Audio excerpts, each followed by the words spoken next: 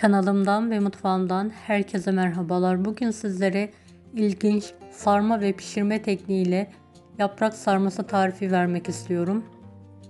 Kalem gibi şahane bir yaprak sarma tarifi için mutlaka tarifimi denemenizi tavsiye ederim.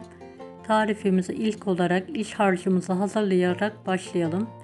4 adet orta boy kuru soğan yemeklik doğranarak uygun bir tencereye alınır. Üzerine bolca zeytinyağı alınarak kapağı kapalı bir şekilde kavrulmaya bırakılır.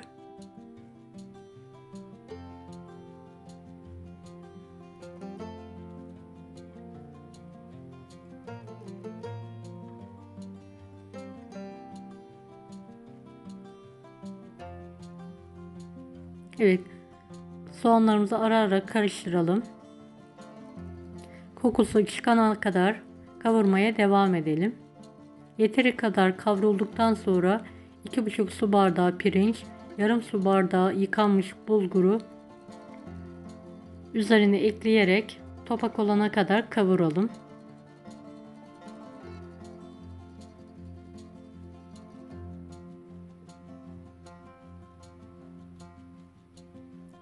Bir buçuk tatlı kaşığı tuz ekleyelim ve sürekli karıştırarak pirincimizi kavuralım.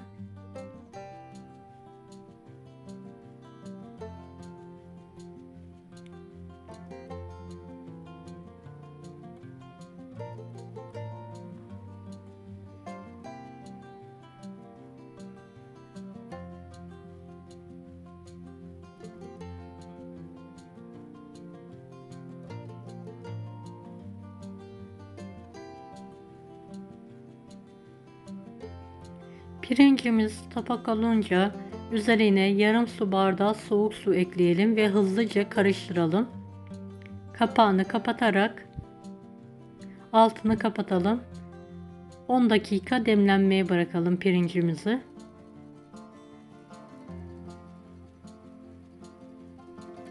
Evet, pirinç demlenirken biz yapraklarımızı haşlamaya başlayalım.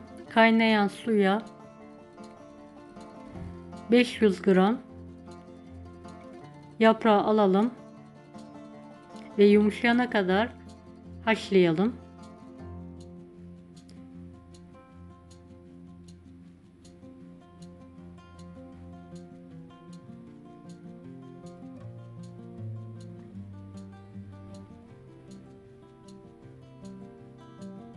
Evet, yaprağımızı ara sıra ters çevirelim. Diğer tarafını da eşit bir şekilde haşlanmasına yardımcı olalım. Evet, kontrol edelim. Eğer yumuşadıysa sudan çıkartarak bir tepsiye alalım yapraklarımızı ve soğumaya bırakalım.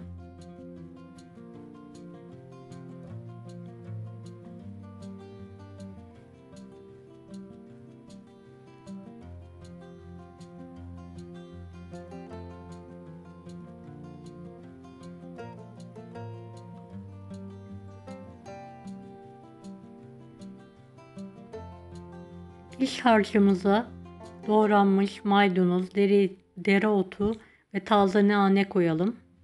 Ve istediğiniz baharatları ekleyerek karıştıralım. Ben karabiber ve pul biber kullandım sadece. Damak tadınıza göre miktarını ayarlayabilirsiniz.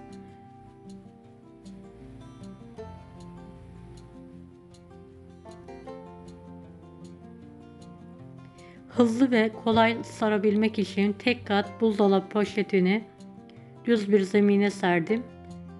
Üzerine yaprak sarmamı koyuyorum. Sap kısmını kopartarak iç harcından bir miktar koyarak kenarlarını kapatarak buzdolabı poşetiyle sarıyorum. Bu şekilde daha kolay ve düzgün oluyor yaprak sarmaları. Siz de bu şekilde sarmanızı tavsiye ederim.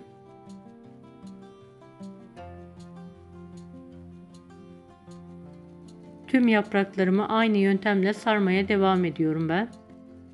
Videomu bu kısma kadar izlediyseniz yorum kısmına herhangi bir emoji bırakırsanız bana destek olmak için sevinirim.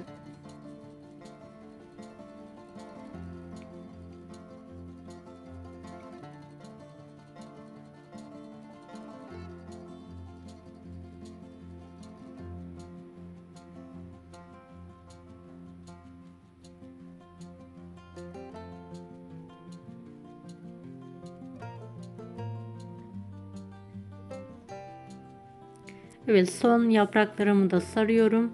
Daha sonra tencereme dizeceğim sarmalarımı.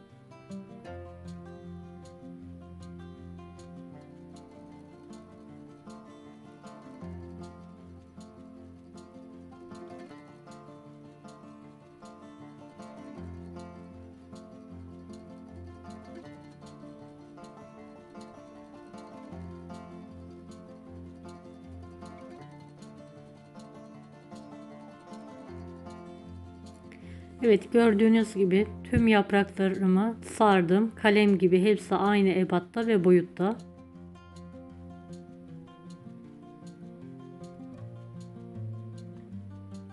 Tenceremin alt kısmına ve kenarlarını taşıyacak olacak şekilde kalan yaprakları diziyorum.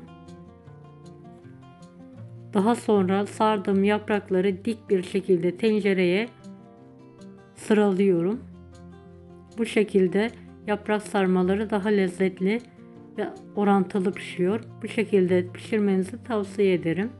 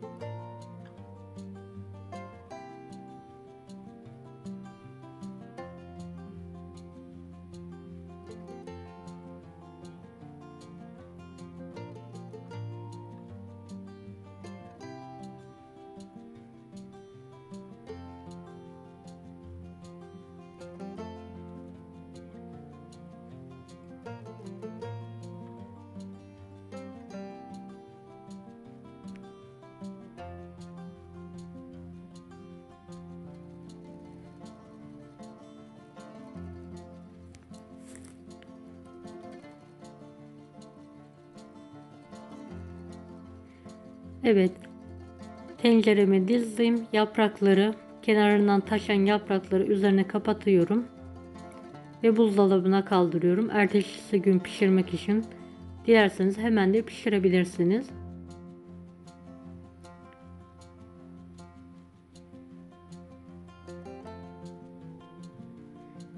Evet, ertesi sabah üzerine 1,5 tatlı kaşığı tuz serpiyorum. Damak tadınıza göre tuzun miktarını ayarlayabilirsiniz.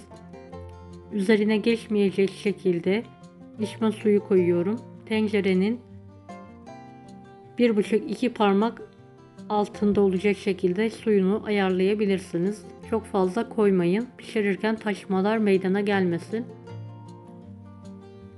Yaprakları tekrardan üzerine kapatıyorum.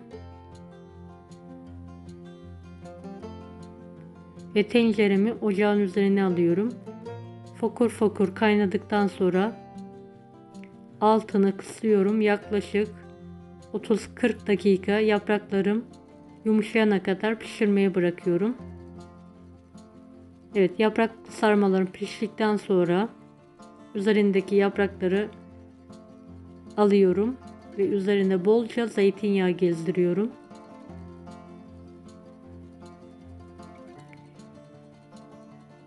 Ve tekrardan yaprakları kapatarak 5-6 dakika daha pişirmeye bırakıyorum.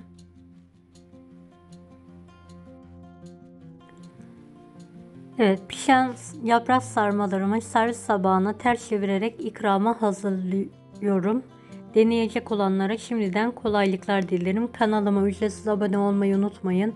Bir dahaki videolarda görüşmek üzere.